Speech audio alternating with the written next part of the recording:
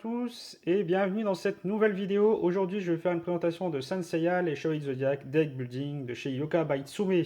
Un jeu pour 2 à 5 joueurs, à partir de 14 ans et plus, et des parties de 60 minutes quand vous aurez un peu maîtrisé les cartes, parce qu'il y a pas mal de cartes, pour essayer de trouver les bons combos. Les premières parties risquent d'être un petit peu plus longues. Donc voilà, l'univers, pour ceux qui ont un certain âge, ça va leur parler. On est sur du deck building, je vais vous montrer le matériel. On a un très beau tapis qui va servir pour la rivière pour mettre les cartes. Ensuite, on est essentiellement donc du coup sur un deck building, donc un jeu de cartes. On va y retrouver ici ces petits jetons qui sont les jetons blessures. On va y trouver ici des jetons, ici des flammes qui sont aimantées, qui vont aller en fait sur l'horloge qu'on pouvait avoir du coup ici avec les 12 signes astrologiques. Donc vous pouvez voir ici c'est aimanté, d'avoir aussi deux supports là pour pouvoir faire tenir en fait l'horloge droite. Et vous mettez donc du coup les 12 flammes ici. Les flammes vont partir au fur et à mesure de la partie. Quand les 12 flammes sont parties, la partie est terminée. Et on décomptera les points de victoire. Les points de victoire, c'est des cartes qu'on va accumuler au fur et à mesure de la partie avec une valeur qui est en bas des cartes. Celui qui a le plus de points de victoire, tout simplement, remportera la partie. Donc ça, c'est les petites flammes avec ces petits effets, avec ce plateau aimanté qui est plutôt vraiment bien fichu. On a ces petits jetons là qui sont les jetons personnages des différents héros qu'on va pouvoir incarner dans le jeu. En dessous de ces cartes là, on mettra toutes les cartes qu'on va détruire dans le jeu. Donc qui ne n'auront plus de valeur en fin de partie. Donc ça peut, des fois on va en perdre des cartes, certaines cartes qu'on aurait voulu garder et perdre certains points. Mais ça va être une façon aussi parfois d'épurer son deck pour pouvoir justement pouvoir essayer de comboter avec les cartes qu'on aura accumulées tout au long de la partie. Toutes les cartes sont foil dans le jeu, donc ils ont tout un petit aspect sur l'ensemble des cartes. Effet foil, la qualité est vraiment au rendez-vous, surtout pour le tarif. Pour ce style de jeu, en général, deck building, on doit toujours mettre la main à la poche pour avoir le jeu, le tapis, il faut souvent l'acheter à part. Donc là, tout est fourni dedans, c'est plutôt pas mal. Et donc là, on va retrouver les héros qu'on pouvait retrouver une nouvelle fois, comme je vous dis, dans la série. On va débuter avec un deck, avec juste son héros de base, son armure, et puis son armure de signe, par exemple, là je montre ce personnage-là. Puis le même personnage avec ces 5 cartes à côté, qui sont donc en chevalier de bronze équipés. Donc ceux-là, ils sont mis à part sur le côté. On va jouer ces cartes-là au départ pour pouvoir acheter des nouvelles cartes qui sont dans la rivière. Et ici, on va avoir l'armure du signe, qu'on mettra aussi à plat devant nous, qu'on va pouvoir utiliser son pouvoir. Donc pour tous les héros, c'est exactement la même chose. On peut défausser, on peut détruire 2 cartes de héros classiques pour en prendre un équipé de son armure, qu'on mettra donc du coup dans la défausse. Et ces 2 cartes, on ira les mettre sous le jeton, comme je vous disais. Donc ça, c'est la main de départ. Donc en disant que, sachant que ceux-là, vous les mettez sur le côté, c'est là vous mettez bien dans votre main. Et donc vous avez cette main-là au départ. Donc ça pour l'ensemble des héros. Donc pour vous montrer un petit peu les autres cartes. On a exactement la même chose pour tous les héros. Et ensuite, on va faire une grande pioche avec le reste des cartes. Dedans, on va retrouver tous les héros qu'on pouvait retrouver, les personnages donc de la saga originale. De base, de la première version de la série, pas après Hades, Poséidon et autres. Avec les différents personnages, vous voyez, les chevaliers des constellations, les chevaliers d'argent, on va retrouver bien sûr les fameux chevaliers d'or, l'autre chevalier de bronze, voilà, Guilty, donc chacun, puis par rapport au scénario, des associations qu'il va pouvoir y avoir entre différents héros. Et puis on va retrouver les armures, bien sûr, des chevaliers d'or, et on va y retrouver aussi, bien sûr, les chevaliers d'or. Ces chevaliers d'or, donc qui sont beaucoup plus chers en fait à combattre ou à prendre. On va pouvoir les combattre avec ici. On aura deux choses en fait dedans, deux valeurs. On va avoir les valeurs rouges qui sont donc du coup les valeurs de force. Donc ça va être là, il va falloir les combattre par la force. Ou on va avoir des valeurs de cosmos, le combattre par le cosmos de ce côté-là.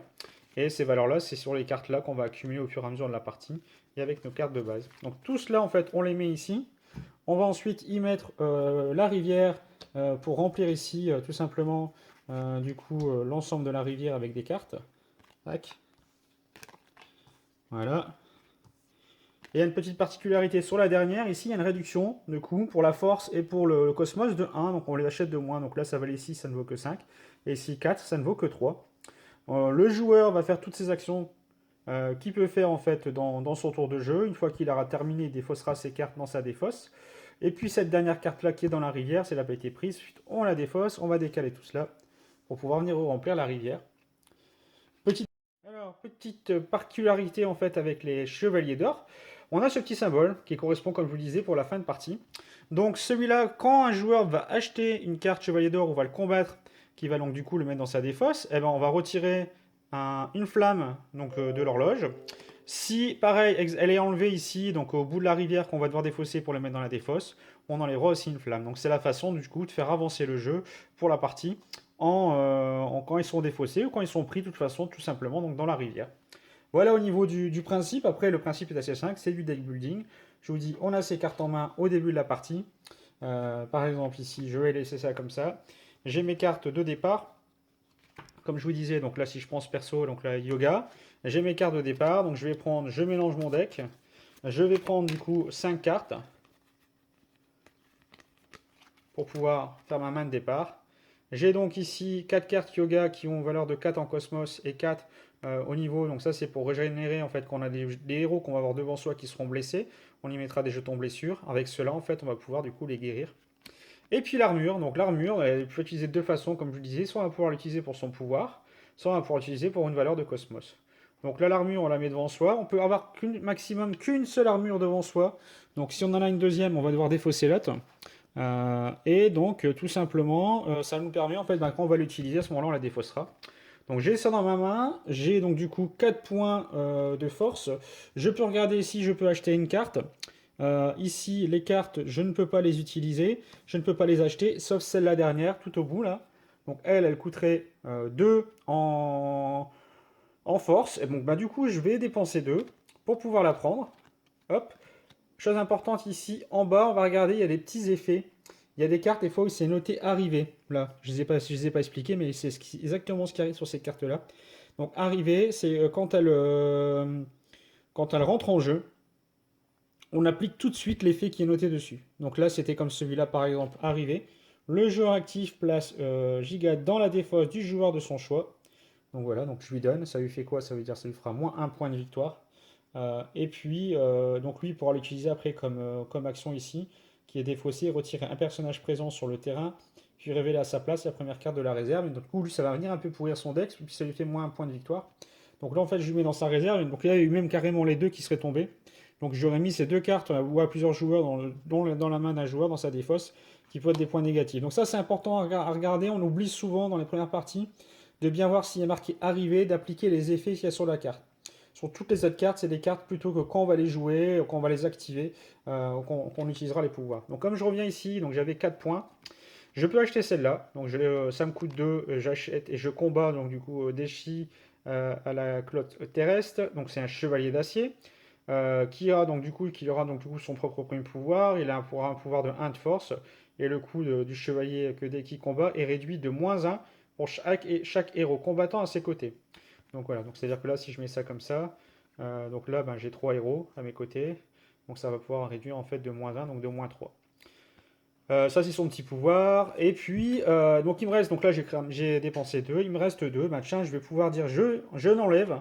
Je la mets donc sous mon jeton personnage et je vais prendre un yoga du cygne avec son armure dans ma défausse. Et donc, du coup, la carte va dans la défausse aussi. Celles-là, elles sont mises sous le jeton. Et donc, du coup, tout ça, j'ai utilisé. C'est terminé. Donc, on avait dit celle-là, elle a été enlevée.